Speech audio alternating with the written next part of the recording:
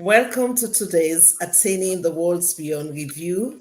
We have been offline for 2 weeks because of the holiday period, and I hope you have been enjoying some of the posts that we put in the club.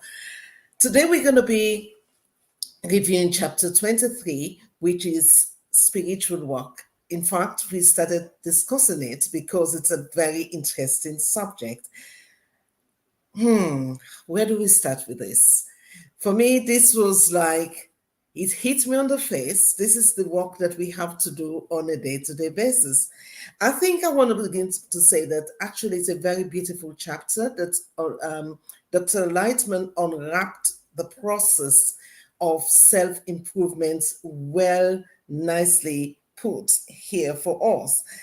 When we talk about spiritual work, what do we actually mean was the first thing that I began to ask myself. And I reached the conclusion very quickly. Well, actually, the work is, what do I need to do to become similar to the Creator? That's the process. That's what spiritual work is all about. But Dr. Lightman said something very powerful at the beginning of this book, this chapter. It says that basically one of our weaknesses is the fact that we do not ask the Creator for help. Think about it. You want to become similar quality as your parent, but you have no connection with your parents. How likely is that to happen? It's not going to happen. And we also fail to recognize that the Creator is omnipresent and omnipotent. So we don't even trust that there's a Creator to ask. So this then makes our spiritual work extremely difficult, contrary to what the Creator intended. We are treating everything as a problem, a crisis, whereas the Creator's objective is to interact with us, to have a bond with us, to have a partnership with us, to change something in us. And I remember stopping by and then saying to myself, well, why is this so important? Because as a human being, we have to encounter two birth process. The first birth process was the physical one. The second birth process is a spiritual one. And this spiritual birth process is the one that seemed to be very hard for us because we have this ego in us. If we didn't have ego, perhaps we would have just been like a baby in our mother's womb where we were not fighting our mother. Hopefully not, but we were just in there and just settling for whatever happens to us. But with the ego, it makes it difficult for us to go through the spiritual path. Francis, what do you want to say about this? Yeah, that's interesting. Talking about the spiritual birth, and so Dr. Lightman goes on to say that a person is coerced to be born, whether you like it or not, and every person will have to experience this as we go through this journey. A time comes when a person is coerced to be born, like it or not, and you are coerced also to live. And eventually, we are also coerced to die. He said this statement right at the beginning of this book, Attaining the Worlds Beyond, that we are reading this morning. But here, he really goes a bit more detail because he says, coerced to be born refers to being born spiritually, as Sheila is saying. So we live this life, we do all the mundane things we do, but a time comes when a person is rewarded with the opportunity to be born spiritually. In other words, have the first taste of spiritual sensations. And when that arrives, it means you are becoming separated from the self, the ego that Sheila was talking about. A person is being separated from the ego, whether you like it or not. You are dragged, kicking and screaming, and you have to follow. You have to go along once that time arrives. And then it comes to that point as one goes, you come to a point when you realize that even participating in the mundane things of this life, because after 40, a person comes to experience this life as a cycle of recurrence. Everything has happened before. Talk about it. Christmas has been there before. Easter has been there before. What is it? Going to the shop, you've gone to the shop many, many times. So it's a cycle of recurrence. And it becomes boring, but he urges us to chase pleasure. And he says that pleasure, as we know it, in any form and shape, is spiritual. All pleasure is spiritual. So we are urged to chase pleasure, and we are urged along in that way because it gives us particular vessels designed for spiritual sensations. And so we go on like that. But eventually, he says we are also coerced to die as we do the spiritual work because, as Sheila said, we acquire his properties. We become the same like him. So the self, that is me, my ego, is dying. And so as I stay on this path and do the work, day by day, soaking up the light, drawing the light, trying to, taste spiritual sensations, which is diametrically opposite to physical sensations, because here is about giving to other people, being there for other people, and not just for myself. The self gradually dies as I merge with the Creator, as I acquire His qualities and begin to merge with Him. Tuso? Thanks, Francis. It's a really interesting chapter indeed. Speaking about the pleasure that Francis just mentioned, it is said in this chapter that we draw pleasure from three tenses: the past tense, the present tense, and the future tense.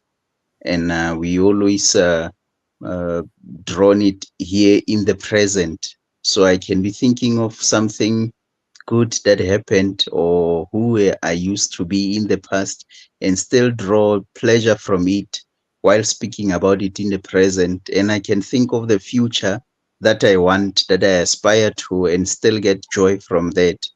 So we always draw pleasure from these tenses. And it is also saying that pleasure on its own it's not enough, because it always draws us forward. If I have a vision or a goal of something that I want in the future, it's not enough in my current present to give me strength to pursue it. But suffering also plays a part, because it will push me from my current state towards that future tense that I want. So this book teaches us that everything that we experience, every problem or challenge that we experience, it's caused by one source only, the Creator, only to help us so that we can move or be pushed forward to that blissful state or pleasure state that we want in the future or here in the near future, in order to escape this challenge or suffering that He Himself gives to us. So it's a really interesting chapter that shows us actually the beginning of the spiritual walk, what we need to do and how we can see this whole world that is presented to us, how we can navigate through it. Because in the past, we used to think that, all the suffering or the bad things, they must be coming from some bad force out there, or someone has caused it to me, or so forth.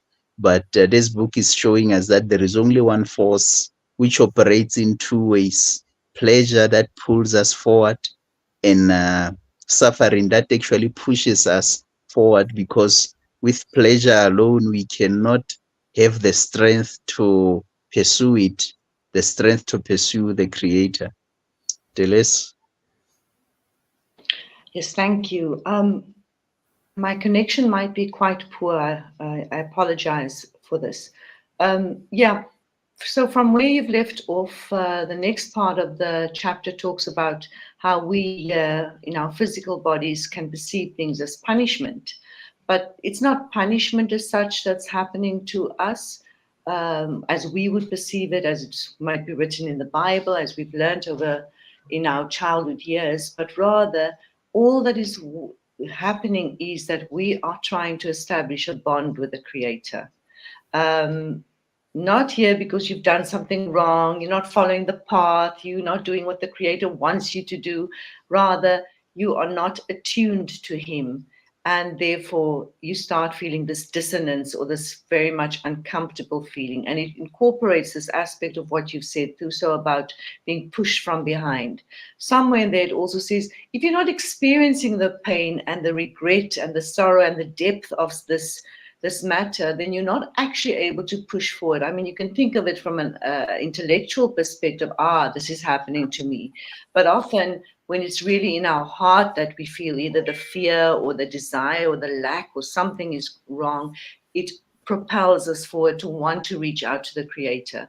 But I think the job that we have here, as Kabbalah explains, as Dr. Laitman explains, is the matter of wanting to relate to the Creator every moment, wanting to pray to the Creator every moment. Currently, most of the time when we pray in our normal corporeal life, it's usually that we're asking, something's wrong, please help. Well, can we ask for the please help every moment of the day? That would be wonderful. Absolutely. Please help us all. Thank you. Sheila, take over. Yes, please. Absolutely. Absolutely. I've got a joke to give to you. I ask the Creator all the time. I bought myself a bottle of honey. I live by myself. And it's too tight to open. And I'm like, what am I supposed to do now? So I'm asking, God, please help me, because this honey has to be eaten. I don't have no one in this house to open this honey for me. And miraculously, I told the damn thing, it happened. So at the end of the day, I've come to learn that even if I find myself in any situation, I just ask. Recently, I have a situation where I was asking for something and I asked, I need to see this person. I really need to see this person. And I don't know how I will see this person. Guess what happened? Someone went to my post in Sage's Wisdom and posted something. And then by some miraculous instinct, I decided to follow up and see who is this person. And guess what? The picture of the person I'm looking for is on that person's webpage. And I sent the information to my friend. I said, this is so interesting. I was looking for this person. I prayed this morning and I just found a page that linked me to this person. So it's important that we ask all the time. If we don't ask, I think there is another wonderful sage that said, if you don't ask, you will not receive. Ask and it shall be given unto you. So if you never ask, don't expect to receive. But going back to what Dr. Laitman also said about this struggle that we have between we want to be independent. The Creator wants us to be dependent on Him. So this is the biggest challenge we have. So suddenly you have a problem. You say, well, what is all this rubbish? It's almost like we're cussing the Creator all the time. He be saying, what are you talking about? I gave you the invitation for us to bond, and now you say, I am the troublemaker. So we need to, in the spiritual work, we have to change our thoughts process. Our thought has to, I think the biggest challenge is to begin to recognize that all things are given to us for good. And the good is to transform it to become like the Creator. That I feel it in the flesh is because I am in an egoistic vessel. That's why I feel it this way. And this is the analysis that results in wisdom.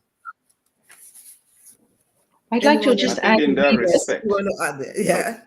In that respect, from just what you're saying, I just want to say a statement that in that respect, he says the whole world is like a stage prepared for us just for personal development.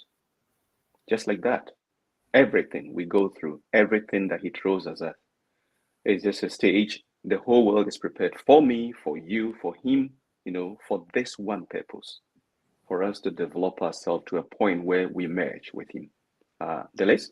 Wonderful, wonderful, because then I will add to that, the world is within us. And that is a profound statement because we don't quite understand, but the world is within us. And in this chapter, it mentions that each person's internal work is their unique internal work. And you cannot tell another person how to experience this relationship with a creator, with source, and all these other factors that we've worked on. But the battle continues between seeing the ego and seeing the creator and being able to process that within yourself. And it's a beautiful journey, it seems. It's very exciting. Wonderful. So we've come to the end of our 50-minute review. We will continue this discussion because we have not even gone halfway on this chapter yet. So we are going to continue next week to discuss spiritual work because you, the audience, watching these videos, it is so important you understand how you should live your life on a day-to-day basis. And one of the challenge I want to give to you, everything that you go through this week, just stop and say, Creator, what do you want me to do in this scenario? And tell us what you experience, because you will experience wonder when you begin to do so. So until next week, we say goodbye to you today. Goodbye. Thank you. Mm-hmm.